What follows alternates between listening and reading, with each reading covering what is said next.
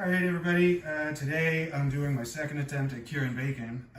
The first time it came out really good, home smoked bacon. I'll never go back to buying store-bought. But my wife and kids both found it was a little bit salty. I can deal with that. So what I'm trying now, instead of using just a generic calculation, or just a generic weight to cure ratio, I'm going to do a calculation. It's called the Bacon Equilibrium Cure. And basically you want your kosher salt at 2%, your sugar at 1%, and your pink cure at 0.25%. This is actually, as I measured it out, it seems like a lot less pink cure, and that's where your salt content is going to come from. Not so much the kosher salt. It's going to go in there, but it's not going to penetrate like the pink cure. So basically what you want to do, I made mine up 1, 2, 3. I color coded them so because I'm not very smart. That's how we do things. So basically what you want to do is just get a roasting pan or anything you're comfortable with using, and make sure you get all of it out because sometimes it sticks to the bottom. I also put about 1/2 to 3/4 a tablespoon of paprika in. I'm sure it's mostly for color, but it tasted great last time, so why mess with the recipe? So what you want to do is you want to get every bit of this pork belly covered. Even the ends, every end, you want everything in there to be fully covered and nice and even. I think I might switch to a larger roaster pan, just because. This is a little more difficult than last time. I thought the bacon was smaller is what I'm saying. Not like a man to underestimate, huh? Anyway, it's working, and anything that's left in this roaster pan, I'm going to throw in the bag because this is going to exude a lot of liquid. And it's just all going to get mixed in and penetrate the meat. And that's what we want when we're curing. And when you're curing, you're doing 1 day per 1/4 inch of thickness. I'll do a 7-day cure on this just for a joke. It doesn't really need it, but you also add 2 days just to be safe. So this here is pretty coated. I'm going to put it in the bag and dump the rest of that mix in and grab another roaster. Alright, so this roaster sucked. We'll toss it. I got my wife's big bowl. I like this big bowl. She uses it for cucumbers. Probably use it for just about anything, including homesickness. This is bacon number 2, green one. Everything's the same ratio. This one's a little firmer. It'll probably be easier to get covered.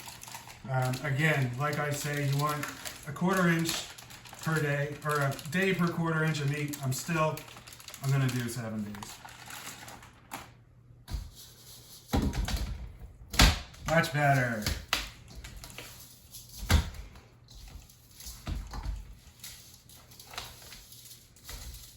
See how I'm getting my ends? Hold it, do whatever you got to do. Get every bit of this meat covered as good as you can. Like I say, it's not that important because it's going in the bag. It's going to make liquid. It's going to penetrate.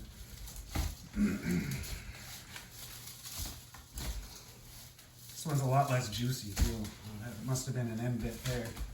Yeah, I think that's the centerpiece. I think that was like the very end, and I think that's where all the liquid was hanging out in the bag where you thawed it in. Yeah. You don't de-thaw, you unthaw. No, you don't even unthaw, you just thaw.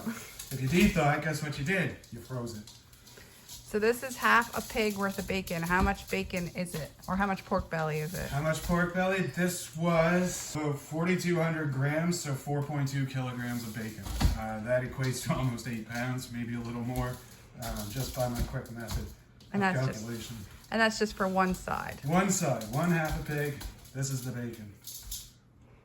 There is no dry left. That means that, look, I got it all covered. There's not a bit of it that doesn't have pink or red. I think the paprika really just helps you know when you're all covered because it all changes that fat cap to a nice red hue that you really like to see. There's not anything left except for a few specks of kosher salt, so I'm just going to go ahead and do number 3. This was my heaviest one, big meaty I call him. We'll get him in there and get him covered up and then back in the fridge. And then, folks, every day you want to take this out, massage it, roll it around, get that liquid covering that meat again. And we'll see you in 7 days. All right, everybody, we're back. We did a 9-day cure on this by accident. It was too cold and windy to smoke on Friday, so I didn't want to. I wanted to drink some beer yesterday, so I pulled them out of the fridge and I let them get their nice pellicle on there. They're nice and tacky. That's what you want. I put some pepper on top. I filled my smoke tube. I got my torch. And we're looking at 4 hours at 200, but you always go by the internal temperature. You want her to hit about 150 to kill any bacteria in there. Other than that, I'm smoking with pecan wood this time because I just like the flavor and it's what I got. We'll see you in a couple minutes.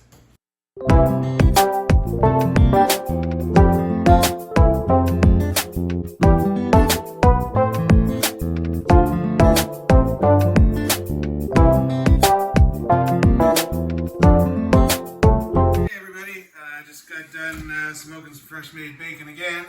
This one did a 9-day cure with the equilibrium method, which is just a ratio of how much curing salt and how much other stuff you put in, just to make sure it's not too salty. What we got 7 pounds of bacon out of 10 that I cured. You lose some in the smoking process. Even though it is cold smoked, you still have to take it to 150 for bacteria purposes. And that makes it takes the smoke a lot better with the heat too. Yeah, so we took this smoked for about 4 hours at 200, and we had a little fire, but we recovered from it. It was okay. Very, very thankful for that. And we let it rest in the fridge overnight, 3 hours in the freezer. Just to firm it up. Just to firm it up, not freeze it. It cuts way better. It made a huge difference in the way it comes out there. And then, yeah, vacuum sealed in 1 pound bags, and you can't buy that at the grocery store. That is amazing. And because it's home smoked, I find it cooks up faster, and you don't get nearly as much shrinkage because you just don't have that percentage of fat. There's no water in the packaging either. You don't have that soaked in water effect like you do in store-made bacon. And that's only a pound. Yeah, that's Put that a pound. against a pound of store bacon. Hey, we should do that. We should cook up a pound of store-made and cook up a pound of our own. And put them And side see by what side. they weigh afterwards. And put them side by side to see how much better they look. Yeah. Anyway, that's everything. That's making bacon, right, babe? That's it. That's as easy as it is.